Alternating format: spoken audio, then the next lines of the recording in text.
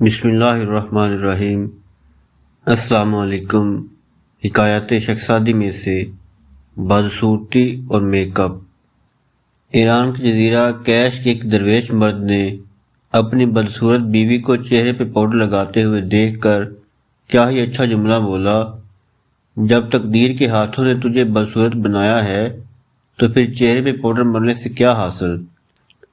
نہ تو طاقت سے نیک بختی خریدی جا سکتی ہے اور نہ ہی اندھی آنکھ سرما لگانے سے روشن ہو سکتی ہے۔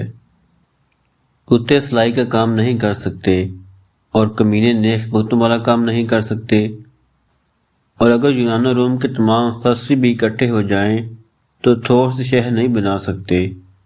جتنی بھی کوشش کر لو وحشی انسان نہیں بن سکے گا، کوشش ہی ضائع جائے گی۔ آئینہ کا زنگ تو صاف ہو سکتا ہے مگر پتھر کا آئینہ بننا محال ہے۔ بیر کی شاخ سے پھول کبھی نہیں اگے گا اور حبشی کو پورا سمندر بھی سفید نہ کر سکے گا۔ شخصادی رحمہ کس حکایت میں سبق حاصل ہوتا ہے؟ خدائی فیصلہ جب ہو جاتا ہے تو اس کے سامنے کسی کا زور نہیں چل سکتا، لہذا بہتر یہی ہے کہ اس سے مصالحت ہی کر لی جائے اور محنت کسی دوسرے کام میں کر لی جائے تاکہ وقت و محنت رائے گا نہ جائے۔ شخصادی فرماتے ہیں، چورد مینا کے گردش خدنگ قضا، سپر نیس مربندہ راجز رضا۔